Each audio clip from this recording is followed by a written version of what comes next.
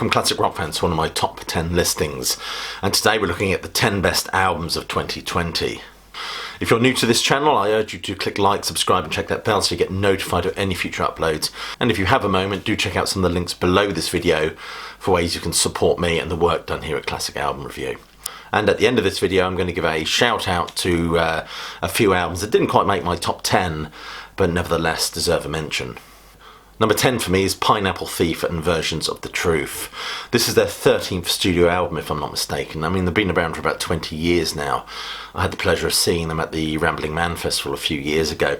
But this album feels a little bit different, I think, to their previous albums. It feels darker, more sombre, choosing to explore some darker narratives and more delicate atmospherics. Standout tracks for me are Demons, which is very much defined by its immersive acoustic tone that it explores, and Too Many Voices, which is probably my favourite on this album.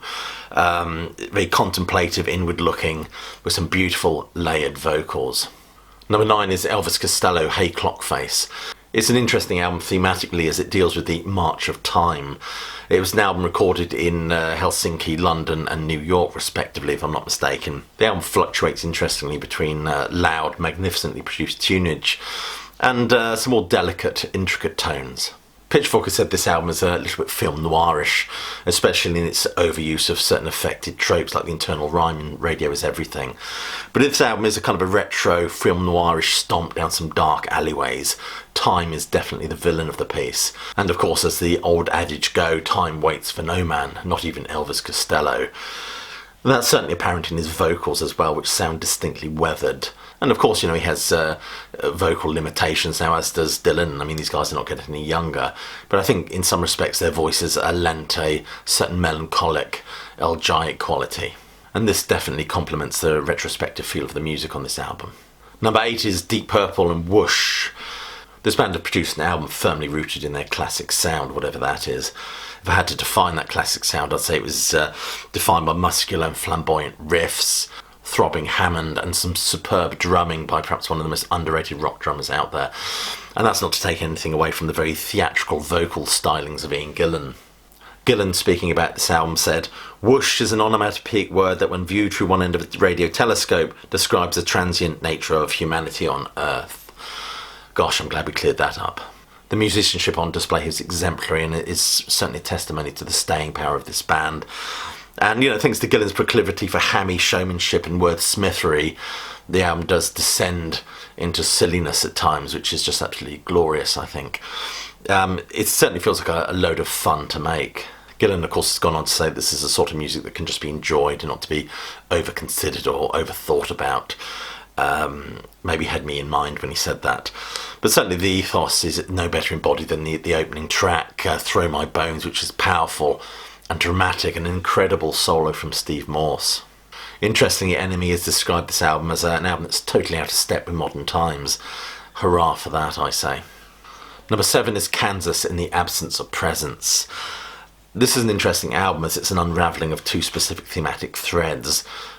The first thread is about being physically present yet spiritually absent.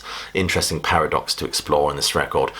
And the second thematic thread is about overcoming our absence or non-investment in bigger issues that govern and affect our lives. I mean, the first thematic thread is explored beautifully in tracks like Animals on the Roof, Circus of Illusion and Song, The River Sang, and of course the title track. The second thematic thread is no better explored than in Jets Overhead. I do apologise for the screaming and the noise of the children in the background. I have to say that Ronnie Platt's tenor voice is in fine shapes. He sings these songs with nuance and conviction.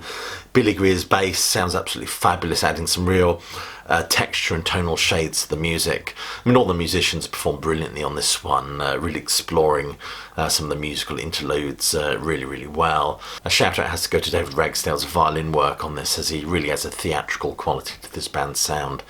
Overall, I think this album will sit well with this band's legacy. Number 6 is McCartney 3, this one of course. Now, my new album review on my channel received howls of derision from those of you who insisted that this album was nowhere near as good as I suggested it was. I've been listening to it over and over again, and the more I listen to it, the more I actually like it, as it reveals different textures and shades with each subsequent listen. Long-tailed winterbird is an absolute delight and has a whimsical, bucolic feel, perhaps trying to recapture the atmosphere explored on Ram, perhaps. This third instalment, of course, finds, like the previous instalments, finds McCartney with too much time on his hands, twiddling his thumbs and with a creative itch to scratch. I have to say it's closer in tone to the first album and thankfully lacks all the electronic noodling that he explored on McCartney 2. On this album we find him revelling in his predilection for melodic acoustic ditties. Yes, his voice sounds aged, he is 78 of course, and there are some studio affectations which perhaps aid his voice a little bit, but certainly nicely in keeping with the overall tone of the music, as well as papering over a few cracks, no doubt. There's a real sense of resignation with this record, of him being comfortable in his own skin where he's at and what he's doing.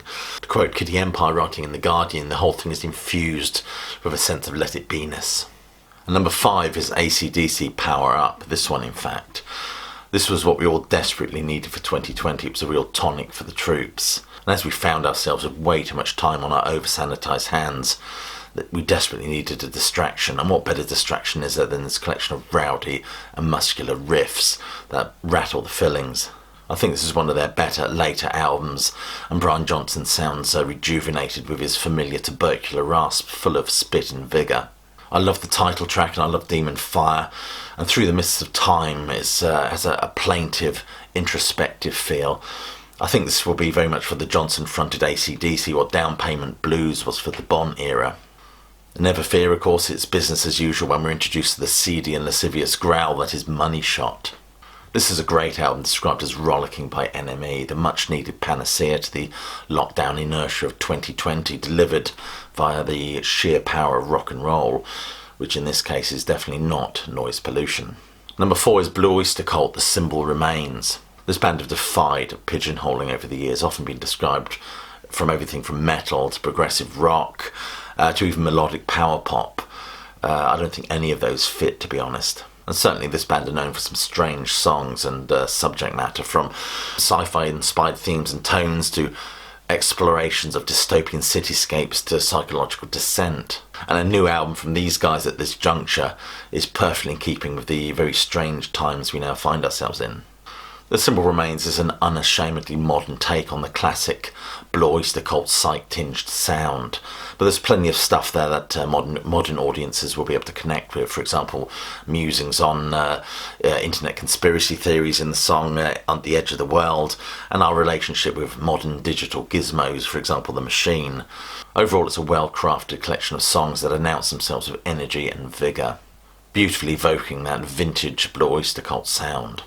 Number 3 is Rick Wakeman's The Red Planet. This album was much needed from a musician of Rick Wakeman's calibre, who of later years has very much defined himself as prog clown, a raconteur and all-round entertainer. This one reminds us very much why he was so essential to that classic Yes sound. The keyboard wizardry that very much defines those classic prog fests, King Arthur and Journey to the Centre of the Earth, has produced an album of comparative quality in my opinion.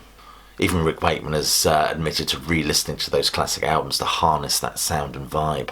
This record takes us on a thoroughly enjoyable excursion through a solar system of sound to its subject matter, which of course is the Red Planet. The music is dramatic, dark and mysterious, perfectly conjuring up the topography of its subject matter with its volcanoes and canyons. But unlike Mars, this album has an atmosphere that can actually sustain the listener. If you're a fan of classic Wakeman, I see no reason why you would dislike this album. Number 2 is this one, Springsteens Letter to You. This is a fine album, essentially recorded live in the studio with Springsteen and the E Street Band. A real return to form as far as I'm concerned, and that's an adage I hate using about new albums, but I really do think it applies here. It's a collection of songs about looking back, mortality. It's a kind of reckoning. It's more interesting, I think, than his previous solo release, of course. It has an atmosphere that is absolutely compelling and just sucks you into it. House of a Thousand Guitars gets right under your skin as soon as you listen to it. It has a piano phrasing, a motif that will just have you humming it for hours afterwards. It kicks off with 1 minute you're here, very reminiscent of the hushed and tortured melancholy of the Nebraska album, very much summing up the idea of losing those that are close to us. And that thread finally tailing off into the closing number, I'll See You in My Dreams. And there's some great stomping numbers on here that perfectly capture the thunder and strum of the E Street Band. This album is a powerful testimony to what this band are capable of in 2020, musically and lyrically. Number 1 is Bob Dylan's Rough and Rowdy Ways. After the hard rain of 2020, most of us could be forgiven for being pretty psyched about the prospect of a new offering from his Bobness. A rich musical balm was expected and didn't disappoint. This, I believe, is his first collection of new material in something like 8 years. It's been described by Rolling Stone as possessing the bleak majesty of latter-day Dylan albums, whilst tapping even deeper into the cosmic American mysteries. Murder Most Foul was a cultural mapping set amidst the haze of violin and piano, a cultural bombshell released to tease the rest of the album.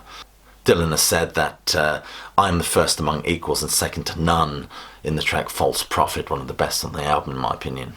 There was often a rueful and roguish quality to the songs on this album as Dylan mocks his own status as cultural icon.